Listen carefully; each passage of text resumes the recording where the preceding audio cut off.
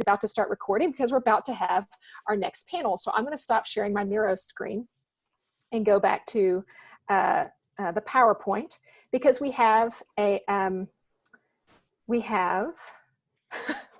coming up. Yeah, we've got a panel coming up. And Rita, Colleen can do the introductions for this. Awesome. So Colleen, I'm going to turn it over to you to share our panelists. Not a problem. Hello again, everyone. So I'm going to introduce to you three individuals who are going to be part of our resource and funding panel. The first is Daniel Lucio from Google Fiber. He is their Government and Community Affairs Manager. Next is Sarah Ortiz-Shields. She's the Executive Director of Austin Tech Alliance. And finally, we have one of my own coworkers, John Spears. He's the Program Manager for the Community Technology Services, otherwise known as Digital Inclusion team here with the City of Austin in the Office of Telecommunications and Regulatory Affairs. What a mouthful that we deal with in the city. Great thing it's acronyms. So Daniel, Sarah, and John, if we can just go in that order, if you can give me just a brief introduction and an explanation of what your organization does.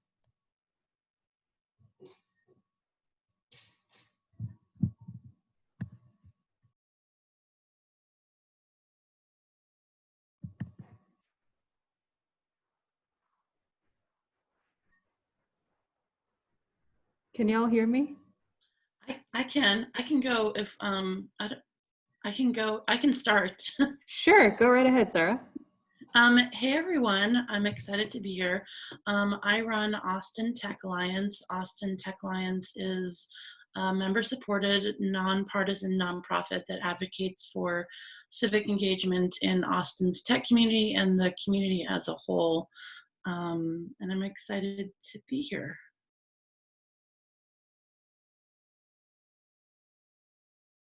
Thank you, Sarah. John, are you available to speak? Hey, thanks, Colleen, for the introduction.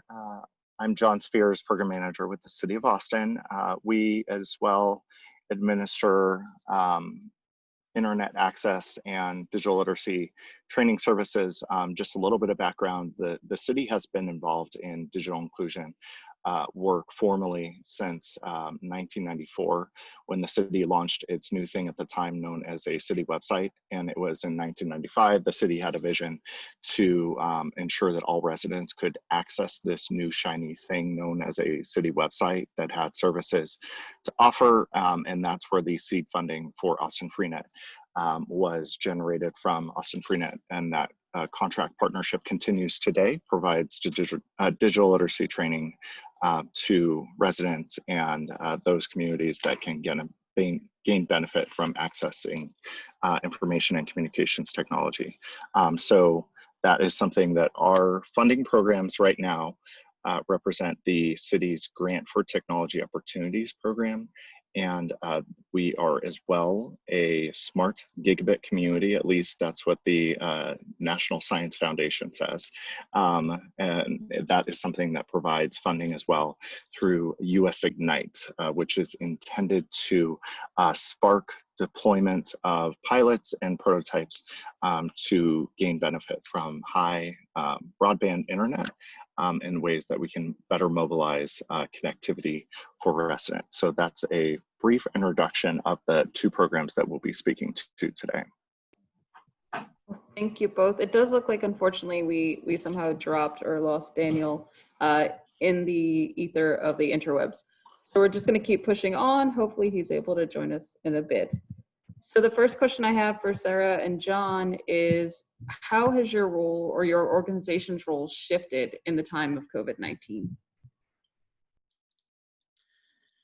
Yeah, I mean, we spent my breakout talking about this. So formerly, ATA hosted monthly in-person events for community members to really become educated about the importance of civics and the power that civics has in our community, both at a state and a local level.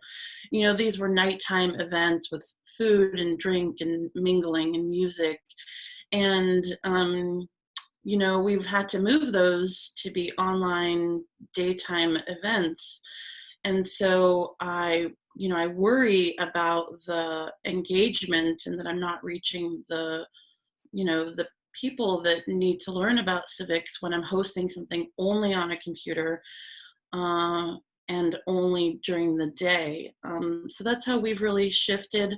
We also launched a platform called Lend a Hand ATX, which I can talk about in a minute, that encourages people to volunteer and sign up to help small businesses and nonprofits with their tech needs.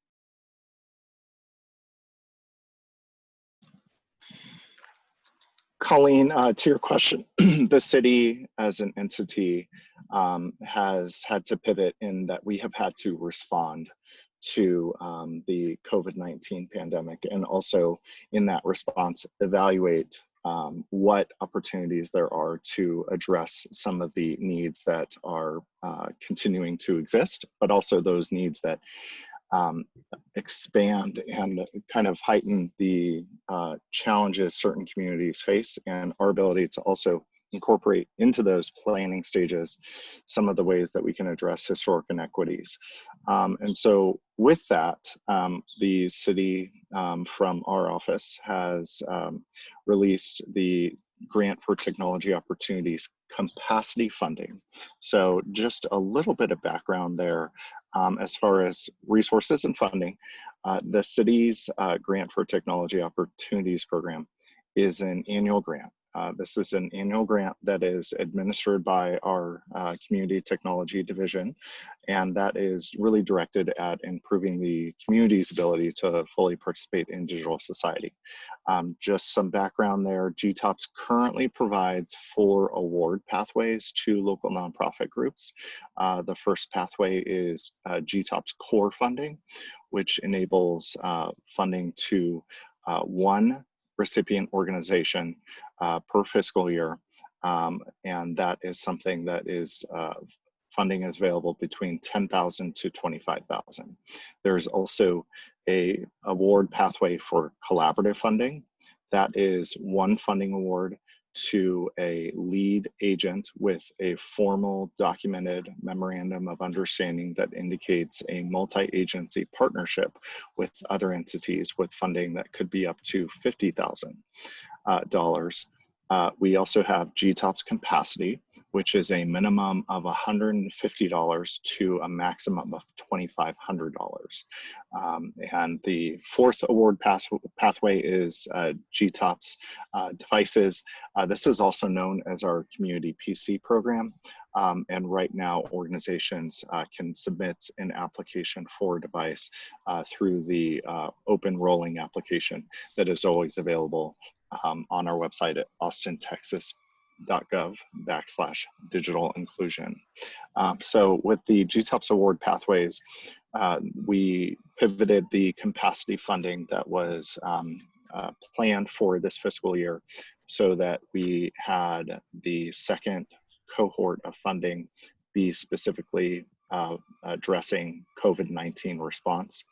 As we all understand here, a lot of nonprofits have needs to pivot the service delivery and move to virtual training, staff resource needs, training for staff, and hardware access for the entities and to run operations, as well as applications needed to help pivot in that environment. So as of last week, cohort 2 for COVID-19 response for capacity funding, we were able to fund over 19 organizations, and that is a little under 40,000 that we're rolling out. When we're looking at the larger challenges that our community is facing, that is a drop in the bucket. However, when you look at it from each organization's ability to gain access to resources they didn't have before, it's a small start to be able to ensure that the resiliency of our organizations in the community to have access to hardware and additional support to pivot in this environment. So going back to the original question, Colleen, we have had to pivot and respond to COVID, and we have facilitated some ways that our GTOPS capacity funding can be this tool to help us in the city move the needle on COVID-19 response, and look forward to as well exploring additional pathways that we can engage in through partnerships and collaborations, potentially as a result of today, then that can help us work together to address this, this larger need. Thank you both. So I'm just going to keep on rolling with it. Y'all are giving me great answers. What should nonprofits know about funding processes or creating connections with tech resources? Sarah, if you could take it away for us. I mean, so I myself am a nonprofit, and I mean, I guess something that I learned recently when I was talking to other nonprofits and other, people in the community, when I'm not going to quite get the name right, but when the Austin nonprofit grant opened, there was sort of a laundry list of items that were needed that you needed to apply for the grant. And I think that a lot of those things on that list were standards. So having a P&L, having a list of all of your board of directors, having your 1099 filed for your previous year. I think that those are important things for all nonprofits to have on hand, so that when you are getting ready to apply for grants or for funding, you have those things ready, because the turnaround time for grant funding can sometimes be quick, or you might learn about it at a later stage in the funding. So it's important to have those things on hand and have those things ready. A tech resource that ATA just launched, which is not a funding resource, but which is more of a volunteer opportunity that I do want to talk about, is Lend a Hand ATX. Lend a Hand ATX is an opportunity for nonprofits specifically, who need a technology resource or need somebody to help them to go and register, and then to be matched with somebody who is interested in helping them. So right now we have nonprofits up there, the League of Women Voters, Shoal Creek Conservancy, who need help with a technology issue, and then they can reach out to somebody who's interested in helping them with their technology issue. Lend a Hand ATX, I'm happy to talk about that more. I think that's it right now. Thank you, Sarah. John? Thanks, Colleen and Sarah. What Sarah provided is a really good insight that there may be elements of your organization's back-end administrative capacity that you might learn about a specific need only in stage 2 or 3 of a funding process.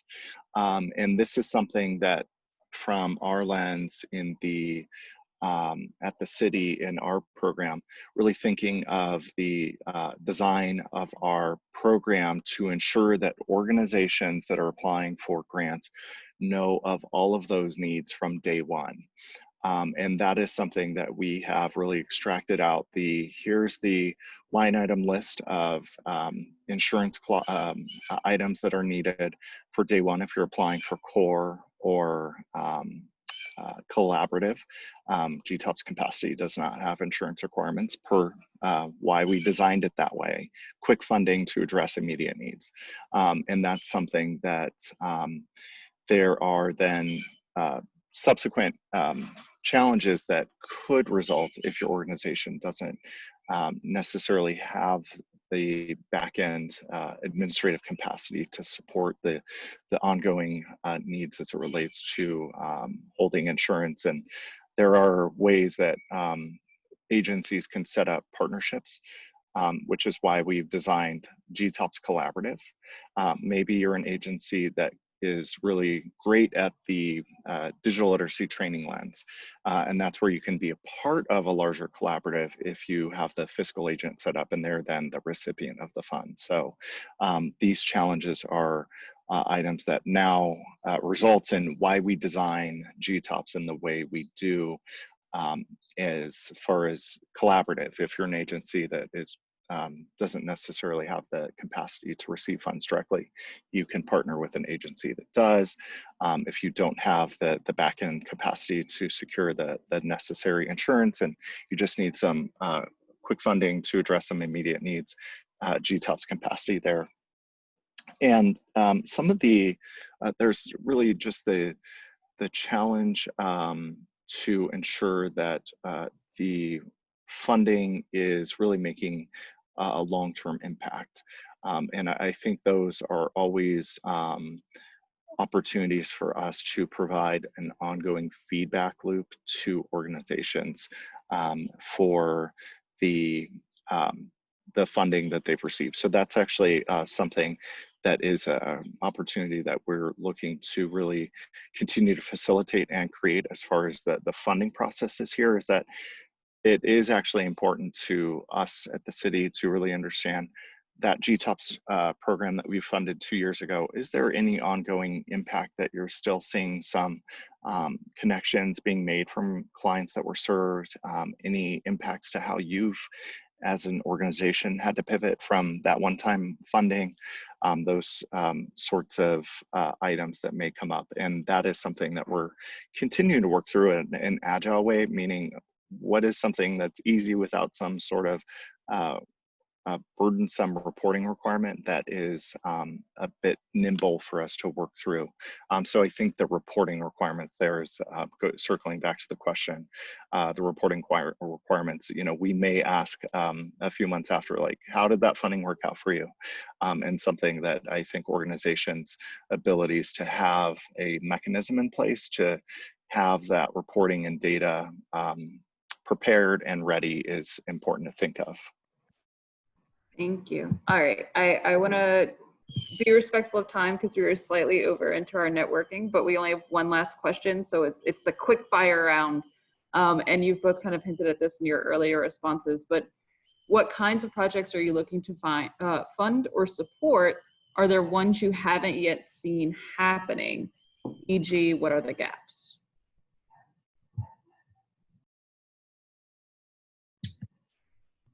You go first, John. So we know that from the resident lens that access to the internet and access to home devices, home computers, is a continuing challenge.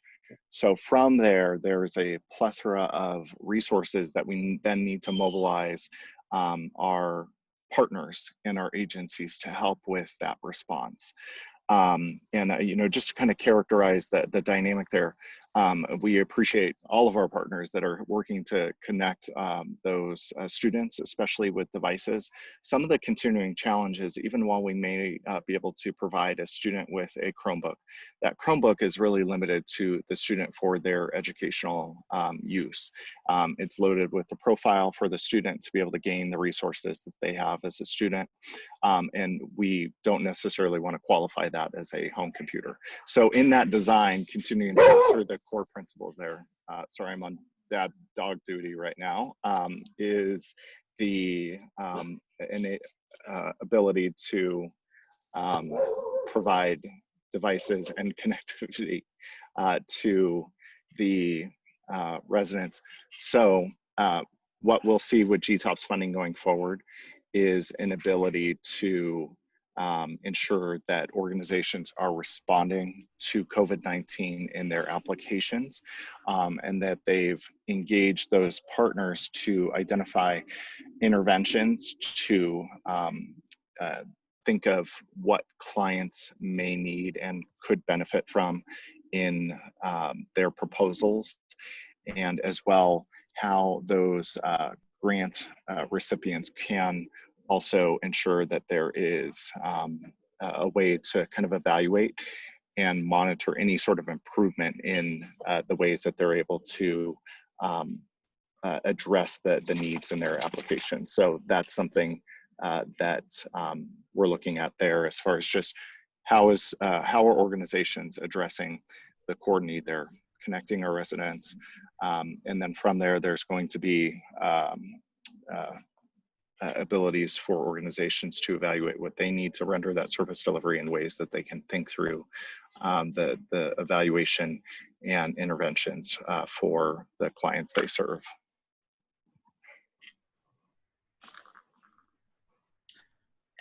And I don't have anything to add, which is why I wanted John to go first and just reiterate everything you just said. I do want to point out that there's some great questions happening in the chat, and I hope that we have the opportunity to answer them later, because they have to do with rural areas, access in rural areas for this funding. So maybe we could point somebody to in the right direction for those answers. Yeah, and I'm going to hand this back to Rita, but I think part of this is it's a great set of questions to talk about in the networking as well. So Great. Rita, thank you both, Sarah and John. Appreciate everything you just shared with us. And Rita, take it away. Yeah, thank you so much. And just to let you know, we did lose Daniel, and I know some of you may actually be being pinged by other participants in this program, but there's something going on in the back end. We're not quite sure what it is. People are not able to rejoin if they've been dropped. So that's going on. That's what happened. So our apologies. We're going to try and figure out what's happened for future reference, if nothing else.